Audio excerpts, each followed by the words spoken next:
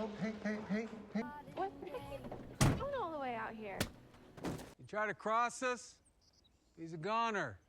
You got that? Yeah, I got that. The story begins in a small South Dakota town, where we see a boy named Cal. Cal lives with his mother, Mandy, and her boyfriend, Dylan, who is a dangerous criminal who beats them. Cal loves cowboy movies and thinks he will become a cowboy when he grows up.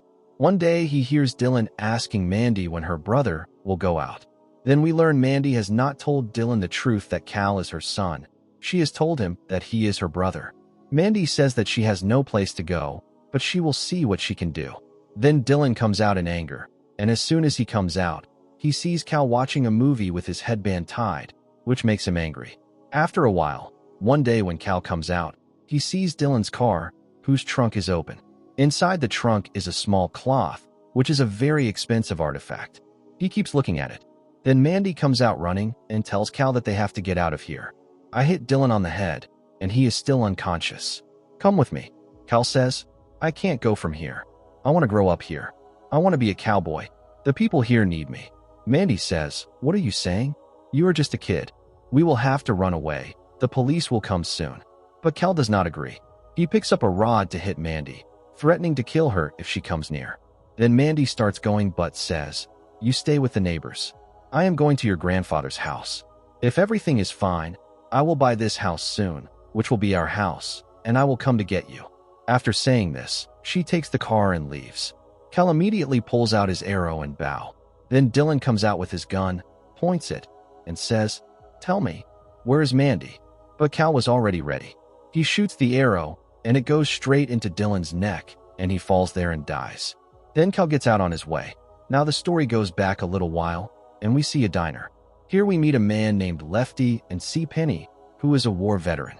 In front of Lefty is his best friend, Penny. He is practicing his lines because he has to propose to his girlfriend. He tells Penny the lines, saying, I am not perfect, but I have a house, and I can spend a good life with you. As he says these things, he forgets his lines, pulls out his note again, and starts looking. After hearing this, Penny asks how long he has been dating his girlfriend, and he says 2 weeks. Then she says he needs more practice and should propose when he can speak without looking at the note, as girls like these things. If he pulls out the note, she will feel he is doing things with too much thought. She goes to her work, and Lefty sits and starts drinking beer. The next day, he goes and proposes to his girlfriend, Brittany. After seeing this, Brittany says, I don't even know you right now, and you are asking me to marry? How long have we been dating, and how many dates have we gone on? He says 3. Then Brittany starts leaving, but stops and asks him how many girls he has proposed to this year. He says, 4 including you. Then Brittany gets even more angry and says not to even show her his face next time. Then, on the other side in the diner, we see Mandy, whom Penny is serving coffee. Mandy tells her, there is a man behind you. I think he has his eyes on me. Maybe he is my boyfriend's man. Penny looks at him for a while and understands that the man is writing something on the napkin. She tells Mandy there is another door and she can get out of there. Then Mandy thanks her and leaves. After she leaves, when Penny comes to the man's table, she sees that he has written a lot of nonsense on the napkin.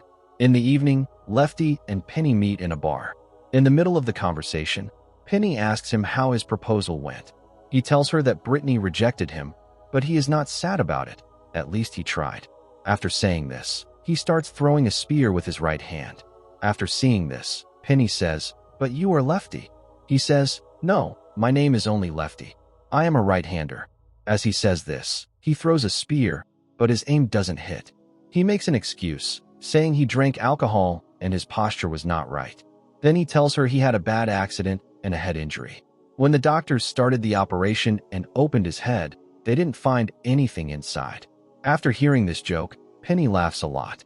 Then he says, your smile is very beautiful, and you say good things.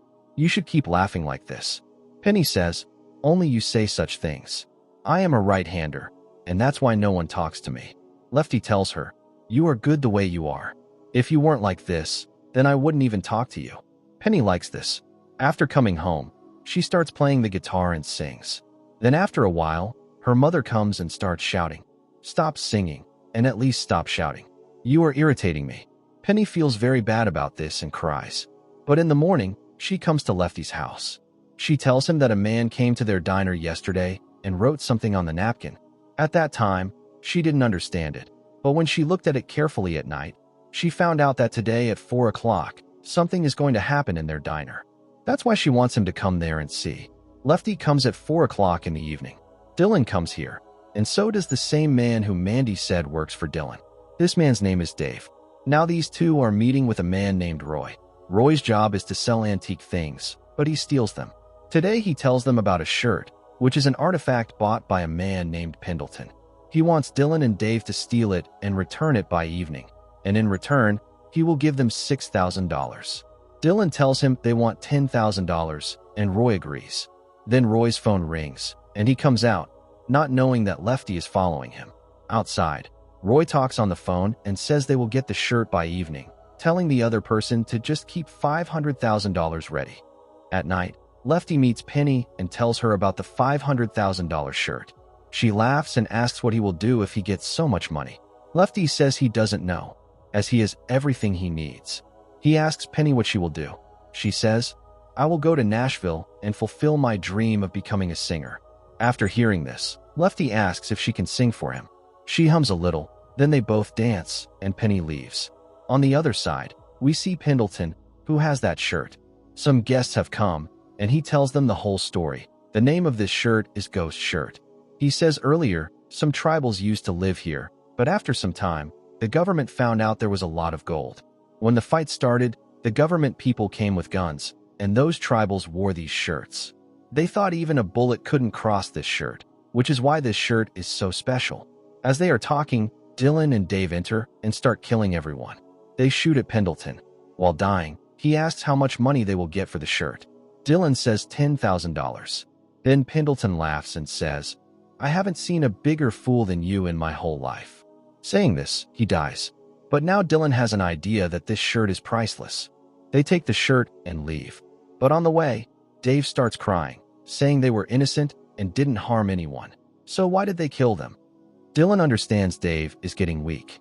He takes out a knife and stabs him so that things don't get bad in the future. He reaches his house, where Cal is outside. He opens the trunk and says, "Look at this shirt." Then he goes inside and tells Mandy to pack things, saying they have millions of dollars. After hearing this, Mandy hits him with a hammer and he faints. Now the story continues in the present. We see Mandy in Dylan's car, and on the other side, Lefty and Penny are following her. On the other side, we see Cal, who is wandering. He finds a tribal boy named Hank. When Hank talks to Cal, he finds out the boy wants to be a cowboy and is living in a dream world.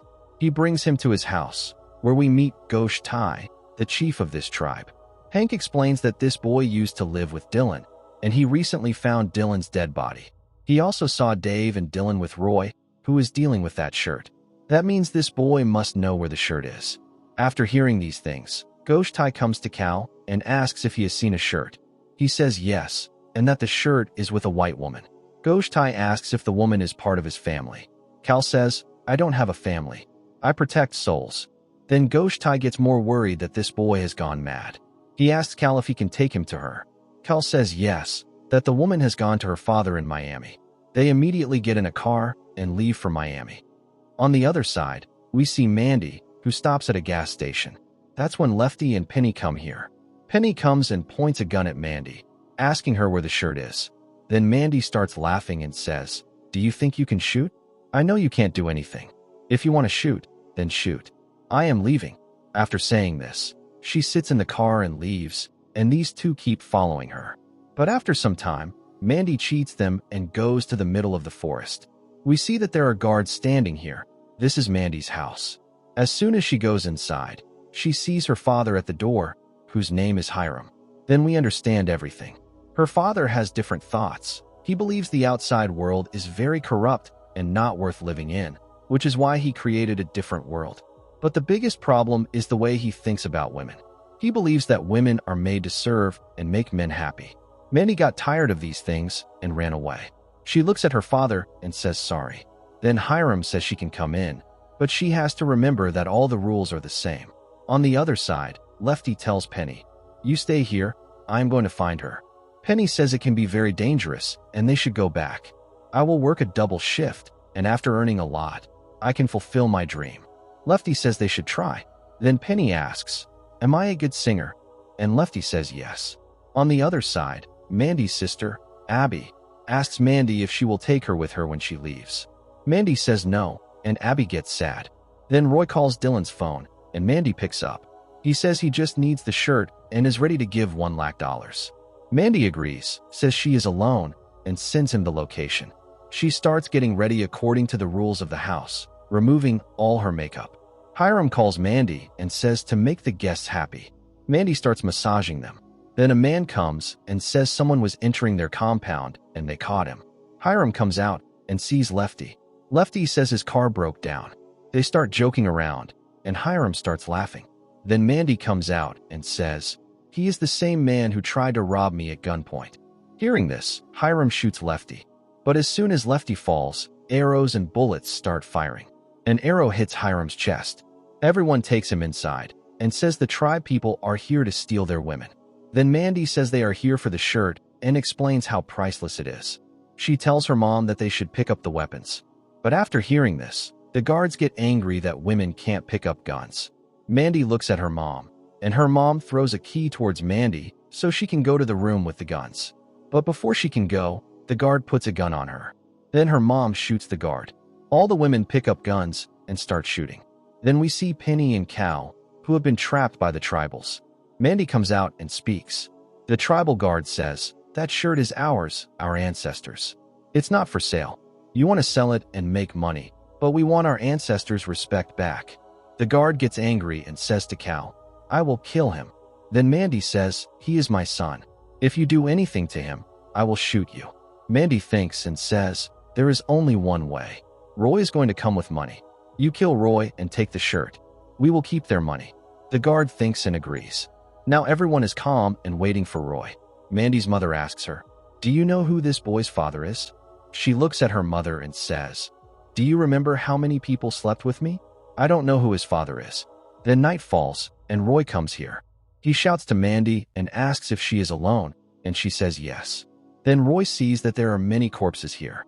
Mandy says, I came home after a long time, so it became a family drama. Did you bring money? He says yes. Then Roy sees Lefty, who is still alive. He goes to shoot him, but before he shoots, Penny shoots Roy.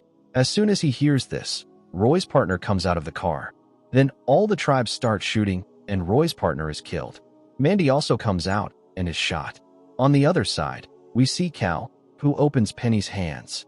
Meanwhile, Ghosh Tai comes out and tries to shoot Roy, but Roy shoots him. Now Penny is targeted by Roy, but before he is able to kill her, Lefty comes and hits him.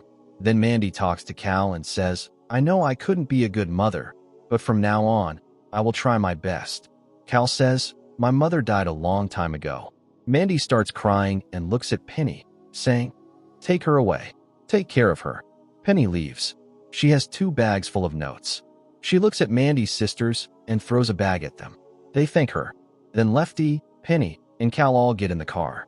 After they leave, we see Ghosh Tai is still alive. He shoots an arrow and kills Roy. After some time, we see Mandy's sisters and her mother are all in the hospital because Mandy is being treated. On the other side, we see Penny, who comes to the tribes and tells Cal, I know you want to become a cowboy. If you want to become a cowboy, then these are your people. Take the shirt and go to your people. He sits at the door and waits for Ghosh Tai. Penny and Lefty leave. After some time, Ghosh Tai comes, but even after taking the shirt, Cal says, you are not in the blood. You will never become a part of the tribe. On the other side, we see Lefty, who proposes to Penny but forgets his line. Penny reminds him, but Lefty has given up. She lays him by the river, cries, and leaves for Nashville so that she can fulfill her dream. On the other side, we see Mandy, who has run from the hospital to find Cal. After some time, she finds Cal. Now Cal knows the truth, that he can never become a cowboy. After seeing his mother, he takes off his headband and hugs her. Now he knows the truth. With this, the film ends. So friends, if you liked our video, then like it, share it, and subscribe to the channel. Thank you.